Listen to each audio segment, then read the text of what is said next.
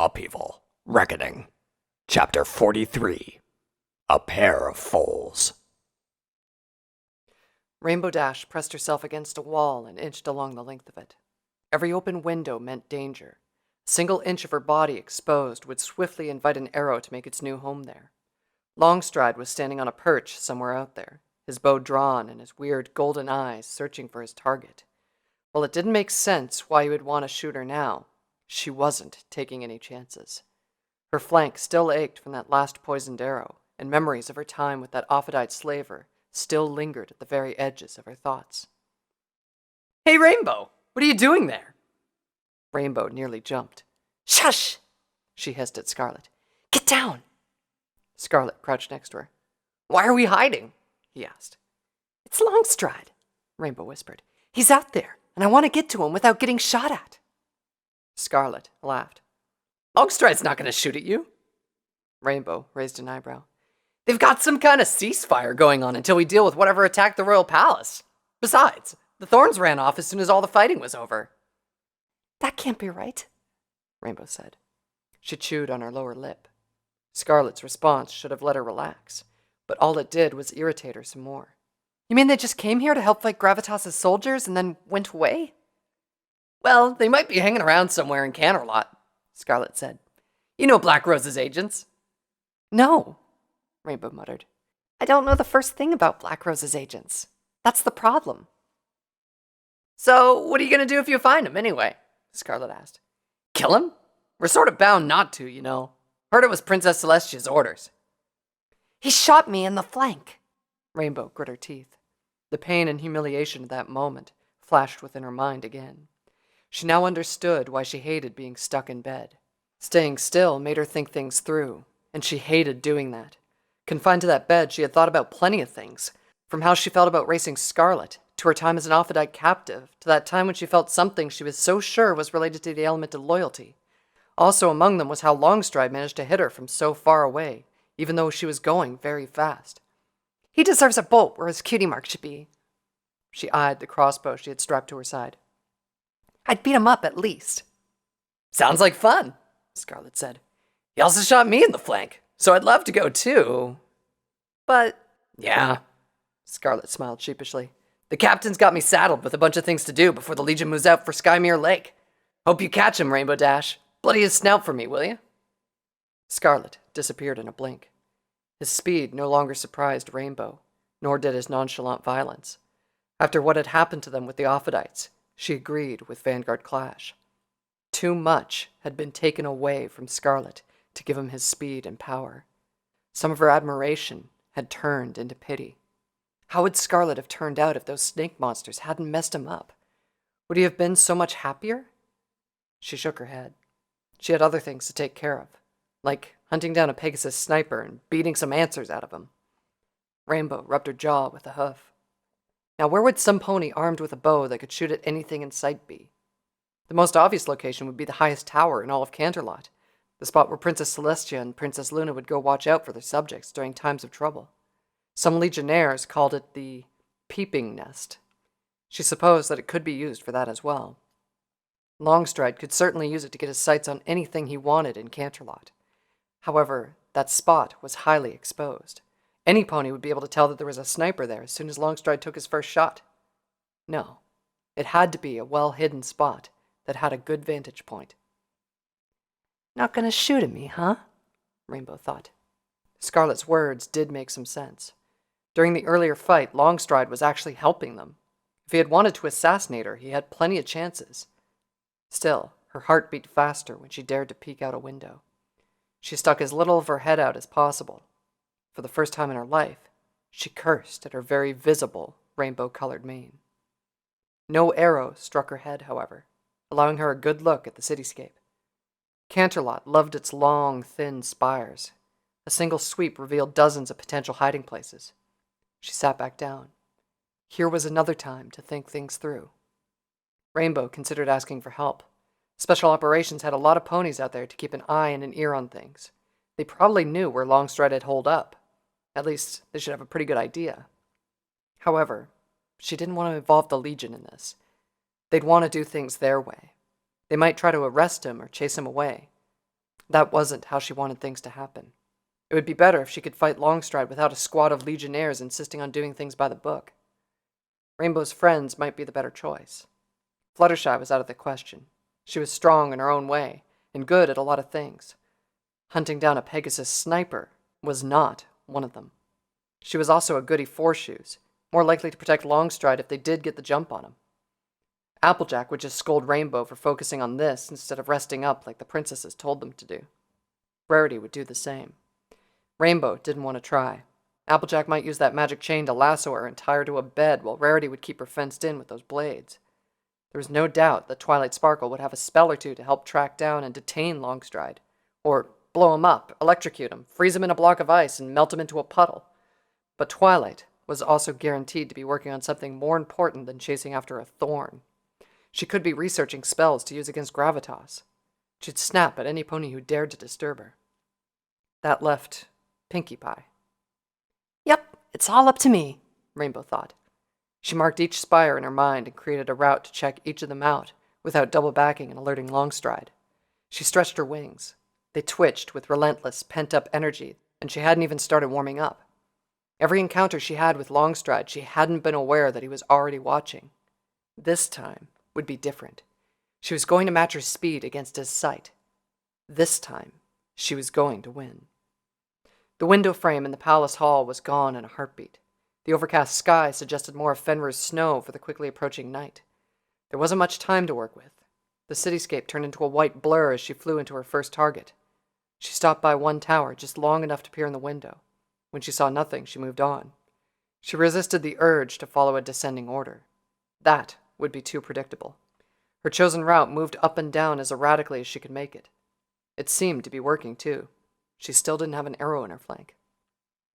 More windows, none of which held what she wanted to see, streaked past her vision. She heard a couple of screams, some surprised gasps, an angry curse, and a desperate shout of, "This isn't what it looks like!" Still, no Longstride. She had zipped through nearly all of Canterlot's higher spires when doubt began to trickle in. Maybe Longstride wasn't even in the city. Maybe he did run back to his mistress's lair as soon as he was done helping against Kara artifacts. One window brought her to a sudden stop. She recognized the unicorn stallion lounging on a sofa and cleaning a curved blade. He spotted her, too, and his horn flashed briefly when he did. Rainbow squinted at the light, then recognized who he was. What a pleasant surprise, Rainbow Dash. I would have thought you'd be resting by now. Lioncourt sheathed his blade and walked over to the window. "Hi, Lioncourt," Rainbow replied. "I'm looking for Longstride. Do you know where he is?" Lioncourt stroked his impressive beard with a hoof. Longstride? Now, why would you be looking for him? Rainbow Dash slammed her front hooves together. "To beat him up for shooting me.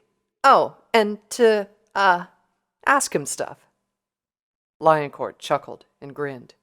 There was something so predatory about the way he did so that Rainbow shuddered. I suppose he does have it coming. You won't find Longstride in the city. He's holed up in a niche near the summit of Mount Unicornia. Rainbow frowned. "Hold up in a niche?" she asked. "What's he doing up there?" His idea of being on standby. Don't worry about getting shot at if you approach him. The mistress told him to give you a break after what he put you through. Rainbow's frown only deepened. She didn't need a break. Black Rose and Longstride had some nerve treating her like a filly. "I'm off then," she said. Wait, Lioncourt called out. A small box floated towards Rainbow. Give Longstride this when you get to him, will you? He's probably putting up with some dried fruit when he should experience what Canterlot cuisine has to offer. Sure, Rainbow replied. With the box secured to her barding, she gave Lioncourt a short wave. "I'm going now." Lioncourt's smile widened. Take care now, Rainbow Dash. Don't strain yourself. A lot is expected from you in the coming days. Before Rainbow could take off, the door to his room opened, and 3 mares with cutie marks entered. They giggled at Lioncourt as he approached. Ladies, he said. Rainbow flew off before she had to see anything else. She made her way to the top of the mountain. Up there, with Canterlot's warmth and lights at a distance, the cold winds buffeted her hard enough to give her pause. Lioncourt was right. She shouldn't be straining herself with something so important coming up. She should fly back to the city and get some rest. Longstride could wait. Except that he was holed up out here, probably reacting to this cold about as much as a tombstone would. He might even be observing her right now. If she fled, he'd shake his head in disgust. Just imagining it was enough to push her forward. She circled the mountain peak, looking for some niche that would shelter a pony. Eventually, she spotted a rocky overhang that looked suspicious. When she flew over to inspect it, she spotted the small opening into the mountainside. A closer look revealed the dim glow of a fire. Gotcha, she thought. She lingered by the entrance long enough to check for snares or whatnot, before swiftly flying in. The cave was nothing more than a short corridor of natural rock. The entrance was barely large enough to fit Rainbow, and she considered herself particularly sleek. A small fire flickered on the floor, serving more to fill the cave with shadows than light. And there was Longstride, his back to the wall at the back of the cave. He looked up just as her silhouette filled the entrance. Rainbow could barely contain herself. She got him. The chances were slim, but she got him. For an instant, the two of them stared at each other blankly. Rainbow's mouth opened, but no words came out. Her hooves twitched, but they didn't go for anything. She was going to lose her chance, but what was she going to do? He was going to recover. If she didn't act now, the first arrow was going to fly. She flapped her wings. The next thing she knew, she had struck Longstride's midriff head first, slamming him into the cave wall so hard that dust fell from the low ceiling. His hurt grunt and the whoosh of his breath being forced out of his body jolted her into pure instinctive motion. Her hoof smashed into his face. His head bounced off the rock wall with a crunch, then hit the floor. He rolled from the impact a few times, before stopping on his back. She was on top of him in an instant. Rainbow's hoof had struck Longstride's face a second time when her thoughts finally caught up. Something wasn't right. Longstride had raised his forelegs to defend himself, but the surprise should be long gone now. He still wasn't fighting back. She stopped, still defensive, but also curious. The haze of violence lifted, and details of her surroundings began to register. Longstride's bow had flown from him after her initial strike, and now lay just a few feet from the entrance. Their scuffle had scattered some of the piled pieces of wood he was burning, reducing the fire to a sputtering, barely glowing mess of ash and cinder. Longstride lowered his forelegs. Despite the blood trickling from his nose and lips, he kept his gaze locked onto Rainbow. His strange golden irises seemed to glow slightly, making it easy to notice them despite the darkness all around. They did have strange letters all around them after all. What did they mean, and just how much were they capable of? Are you done? Longstride asked. He wheezed, then spat out a glob of bloody phlegm. Rainbow raised a hoof and brought it down on his face. Hesitation felt like chains dragging her foreleg back. She stopped with her hoof just an inch away. Despite how close the blow was, Longstride didn't even flinch. No! Rainbow grit her teeth and raised her front hoof again, but the feel of Longstride's body crumpling against her strikes, elating and satisfying as it was just moments ago, left her nauseous. It wasn't fair. He shot her in the flank and left her to an Offadite slaver. He deserves so much more than this little beating. Why aren't you fighting back? She asked. To what end? Longstride replied. Kill me, if you have the nerve. Equestria is doomed. You're so stupid that the elements of harmony are bound to fail. What difference does it make if I die now or a few days from now? This time, Rainbow completed the blow. Her hoof struck Longstride's snout and banged it against the rock floor. Instead of being satisfied, she winced. I know what you're doing, she said. You're trying to psych me out. This must be some kind of mind trick snipers use when their targets get too close. Psyching you out requires that you actually use your brain, you stupid mare, Longstride said. Then why won't you fight back? Rainbow grabbed Longstride by the shoulders and tried to slam him against the ground again. Her forelegs trembled from the effort, and she contented herself with just shaking him vigorously. You shot me in the flank! What's stopping you now? Longstride kept his gaze locked onto Rainbow Dash, even though she shook him hard enough to rattle his teeth. Go back to Canterlot already, he said once the shaking stopped. You're not here to kill me. You would have used that crossbow already if you were. I want you to answer some questions first, Rainbow retorted. She pinned Longstride's shoulders to the floor.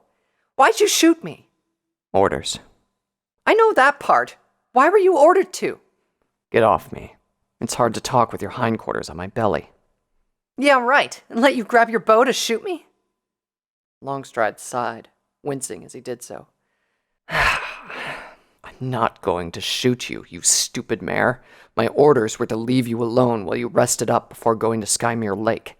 Has it not occurred to you to question why I'm alone in a cave instead of keeping an eye on you? Rainbow slowly let Longstride back to his hooves. She loaded and aimed her crossbow at him, while he gathered the scattered logs to restart the fire. Longstride's wild green mane looked even more disheveled after the beating he had taken. Rainbow wondered if he used his leafy hair and his woodland brown coat to his advantage by resembling a bush for camouflage. Her leather barding looked a bit scuffed, but was otherwise fine. As for his face, his cheeks and forehead were already swelling. He bled from several scrapes on his head, a small tear by his ears, his busted lip and broken nose. He moved his jaw around, then spat at the corner. Something small and hard skittered across the stone. She considered returning the favor and shooting his flank, but what if the shot left him unable to talk? She still had something to ask. She shuddered at the thought of having to nurse him until he was well enough to answer. Well, she muttered. Scarlet said something about a ceasefire, then Lioncourt, but I had to be sure. Longstride frowned when she mentioned Lioncourt. Is that how you found me here? He asked. Lioncourt told you. Yeah, he even asked me to give you... Rainbow stopped when a sharp pain seized her head. Lioncourt asked her to do what? Something wasn't right here. Weren't Longstride and Lioncourt friends? Why was she doing Lioncourt favors? Ow! Hey, wait, he's a thorn just like you. How did he... She looked to the small box strapped to her barding. And he even got me to deliver your dinner. Longstride searched the floor for a while, then picked up what looked like pieces of metal and stone. He struck them together, sending sparks onto the gathered bits of wood. It appears you have a brain after all, he said flatly. Lioncourt had to manipulate something. His voice lowered to an angry mutter. He's going to pay for this. So why were you ordered to shoot me in the flank? Longstride settled into a corner once the fire was going again. The Ophadites are masters of turning ponies against their kin. If anything can draw out the element of loyalty, it's them. I shot you, so you'd be captured. So the Ophadites could test you. I could have been killed! Longstride's eyes narrowed. Better that you had died then. Better to have you fail at that point instead of during a more crucial time. Rainbow's grip on her crossbow tightened until it started to tremble. She flew into him, shoving him against the cave's wall and forcing him to rear up. I should shoot you right now, she growled. You're all alone in this hole. You've got no pony coming to bail you out, your bow's out of reach, and I've got a bolt to your face. Who'd be the stupid mare then, huh? Longstride still remained unflinching, even when the bolt pressed hard enough to draw blood. You, he said. Seeing as you're the only mare here. Rainbow jammed her crossbow's stock just below Longstride's ribs before backing up. He doubled over, coughing and wheezing, but he still didn't look away from her. And you're so great and smart, right? She asked. You and your super eyes and super bow and your super secret group. Longstride righted himself and sat down. He was breathing hard when he answered. You don't understand, stupid mare. Not surprising with your short-sighted bumbling. He looked over to the bow still lying by the cave's entrance. A great sacrifice was made to create that bow. He touched his eye with a hoof. Another was made to create the eyes that could use it to its potential. A third to create the back that won't break while a lifetime was spent to master it. He settled down and caught his breath. It's not about me being smart and great. It's about making sure that everything I do is worthy of what I've been given. Rainbow pressed her lips together. She hated the idea of it, but she did feel as if she was shrinking when his gaze went from contemptuous to angry. Yet here you are, blessed with natural talent abundant enough for a dozen ponies, graced with a destiny worthy of so much sacrifice. You threaten to waste it all on what? Proving that you're the fastest? Revenge? You were given an important time to rest and prepare for a difficult time ahead. Instead, you wasted your energy chasing after me. I thought you would gain some measure of caution during your ordeal, stupid mare. I was wrong. What a fool I was for having faith. Rainbow stepped back and lowered the crossbow. I know that I should be resting, but I knew that you were around. I wasn't sure if I could find any other time to ask, she said softly. Ask what? What's so important for you to know that you'd risk the fate of Equestria to find out? Rainbow rolled her eyes. Oh, stop being so dramatic. Is everything always about the fate of Equestria to you thorns? Longstride continued to stare quietly, leaving Rainbow flustered. Back in Ghastly Gorge, with that stallion, she said quietly. Why'd you save me? The contempt in Longstride's gaze disappeared. For the first time since Rainbow burst into the cave, he looked away. I don't know. Rainbow's frown returned. What do you mean you don't know? I shouldn't have, Longstride said. but I did. I don't know why. Rainbow nearly dropped the crossbow. She grit her teeth as her chest drew tight. Her breathing grew shallow and rapid. You don't know, huh? She asked, forcing as much mocking in her tone as possible. Guess you're stupid stallion, doing things without thinking. Yes, that's true. Don't admit it, Rainbow snapped. You're taking away the satisfaction. Are you done? Longstride asked. Take what revenge you want and try to salvage some rest out of this fiasco. Rainbow lowered her crossbow. You risked my life. Then you saved me.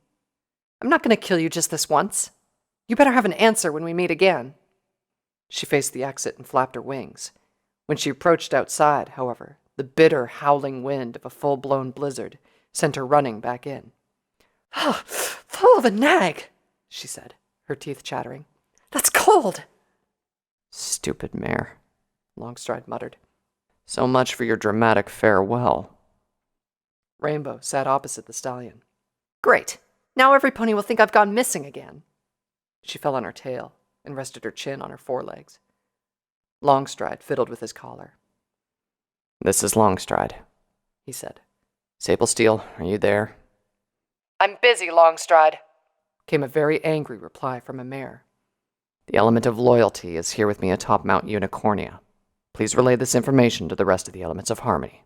She will return once this blizzard passes. How in the Moon Princess's star-spangled... Never mind.